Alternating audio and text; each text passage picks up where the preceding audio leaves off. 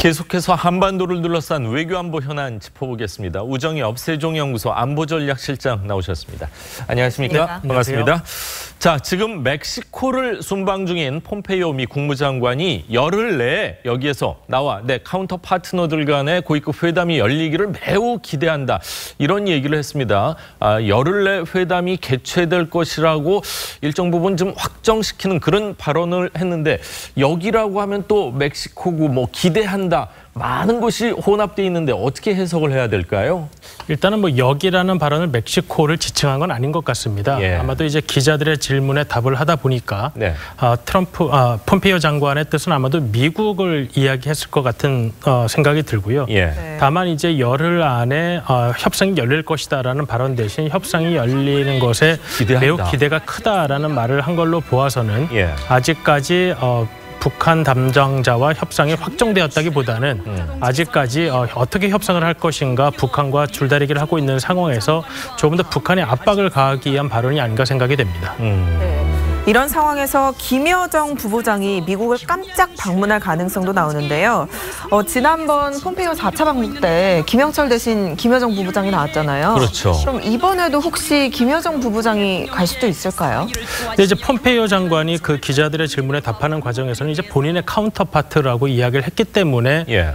북한에서 김여정 부부장이 폼페이오 장관의 공식적인 카운터파트로 생각이 될 가능성은 매우 적어 보입니다. 적다고요? 네. 예. 그렇기 때문에 아마도 폼페이오 장관은 이제 리용호 외무상을 이야기했을 가능성이 높은 것 같은데 예. 이제 다만 아직까지 북한에서 폼페이오 장관의 카운터파트로서 공식적으로 리용호 외무상을 지정한 것이 아니기 때문에 예. 만약에 북한이 트럼프 대통령과의 2차 정상회담을 조금 더 앞당기기 위해서 어떠한 조치를 취한다고 한다면 김여정 부부장을 특사의 형식으로 방미시킬 가능성도 배제할 수는 없지만 지금 현재의 상황으로 봐서는 그 가능성이 높지는 않아 보입니다. 그렇군요. 뭐 북한 입장에서 미국에 계속해서 상응하는 조치를 취해라 이렇게 하고 있는데 친여동생을 보낸다. 뭐 쉽지만은 않겠지만 물론 가능성은 있겠지만요.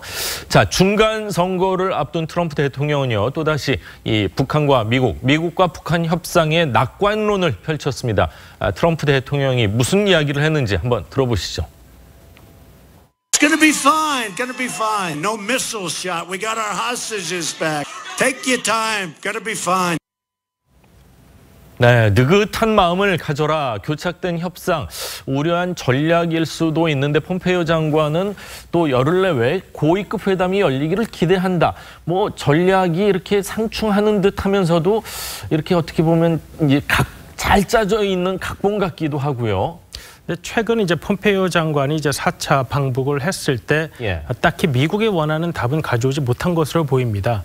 그렇기 때문에 트럼프 대통령도 이제 9월 남북 정상회담 이후에는 김정은 위원장과의 2차 회담에 대해서 굉장히 강하게 이야기를 한 반면에 최근에는 그 만남에 대한 기대를 좀 낮추는 것이 아닌가 생각이 됩니다. 예. 그렇기 때문에 미국으로서도 어떠한 일정한 전략을 가지고 트럼프 대통령과 폼페이오 장관 간의 뭐 역할 분담을 한다기보다는 아직까지는 미국이 원하는 방향으로 북한이 움직이지 않고 있다는 생각하에 예. 북한을 조금 더 압박하기 위한 메시지를 주기 위해서 본인들이 서두르지 않겠다라는 메시지에 조금 더 방점을 두고 이야기한 것이 아닌가 생각이 됩니다. 그렇군요.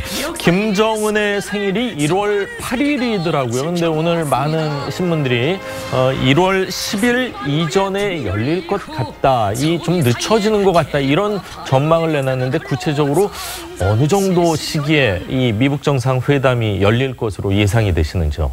지금 사실 우리가 6월 북미 정상회담이 열릴 때와는 지금 상황이 조금 다른 면이 있습니다. 예.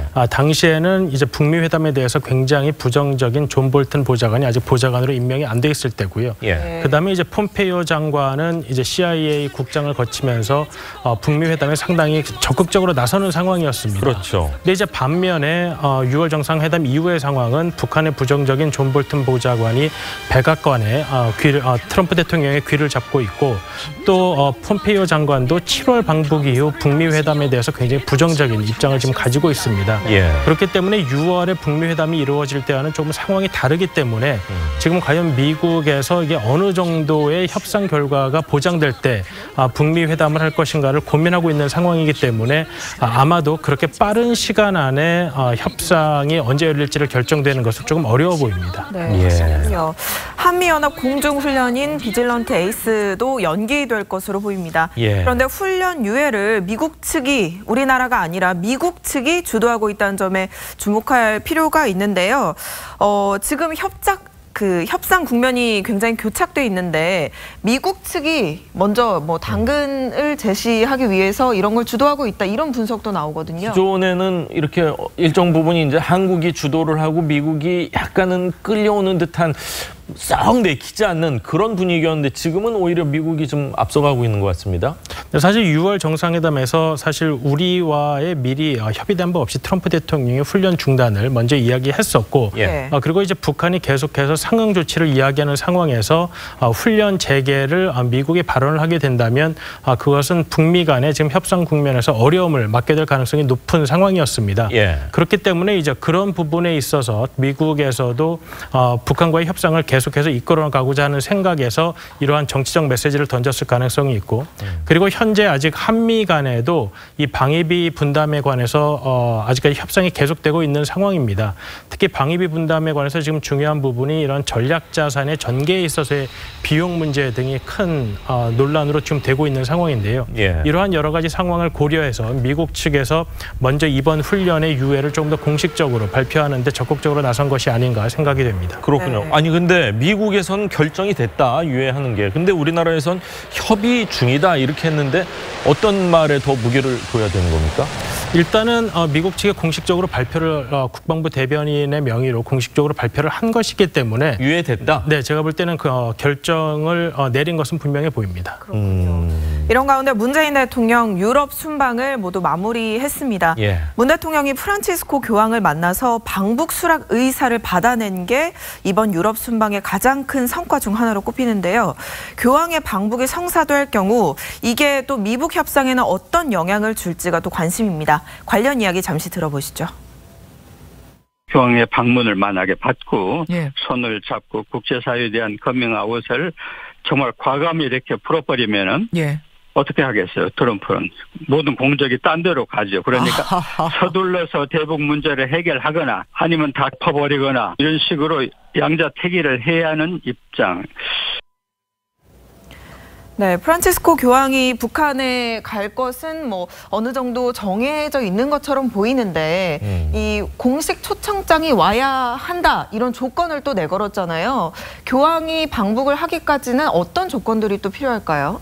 글쎄요, 사실 교황이 지금까지 역사상 이제 종교가 인정되지 않는 공산국가를 방문한 사례는 두 경우가 있었는데 하나는 이제 1979년에 교황이 이제 폴란드를 방문했는데 그 폴란드는 당시 교황의 이제 모국이었습니다. 예. 그리고 이제 2015년에 쿠바를 방문한 적이 있는데 사실 쿠바는 종교 문제, 특히 카톨릭에 관해서 굉장히 관대한 국가였기 때문에 이미 어느 정도 카톨릭에 대해서 어느 정도 종교의 자유가 인정되고 있는 상황이었습니다. 그렇기 때문에 과연 이번에 교황의 방문이라고 한다면 종교가 무신론으로서 공산국가에서 전혀 인정되지 않는 상황에서 방문하게 되는 첫 케이스가 될 수밖에 없기 때문에 예. 아마도 교황청도 우리 정부에게는 이제 긍정적으로 검토하겠다는 메시지를 보냈지만 예. 앞으로 이런 부분에 있어서 매우 신중하게 검토할 것으로 생각이 됩니다. 그렇군요. 교황님께서 이렇게 직접적으로 말씀하시는 거와 이제 국무원장이나 또 아래에 있는 실무자들이 봤을 때 교황께서 직접 갈 수 있는 상황이 전제가 되지 않으면 또 쉽게 가지 못할 수도 있겠다 이런 생각이 드는데 자, 문 대통령께서 7박 9일 유럽 순방 일정을 모두 마무리를 하고 이제 귀국을 하셨는데 교황을 만나서 정말 긴 시간 동안 북한을 방문할 가능성을 높인 부분에 대해서는 높이 평가를 하지만 또 유럽의 많은 정상들과 만남 또 뭐 아셈 회의에서의 채택된다거나 이런 거에 대해서는 조금은 비판적으로 보는 시각들이 있는 것 같습니다. 총평을 좀 해주시죠. 아직까지는 이제 우리가 보는 북한과 국제사회가 보는 북한에 어느 정도 시각차가 있다는 점은 확인이 된 것 같고요. 예. 다만 우리 정부 입장에서는 우리가 추진하고자 하는 어젠다를 어느 정도 국제사회에 좀 전파하려는 노력은 했다라고 평가할 수 있겠습니다. 예, 그렇군요. 자, 대통령께서 노력하시는 것처럼 좀 순조롭게 북한과의 협상, 미국과의 협상이 잘 진행되기를 한번 기대해 보겠습니다. 자, 오정엽 박사님 오늘 말씀 여기까지 듣겠습니다. 감사합니다. 감사합니다. 감사합니다.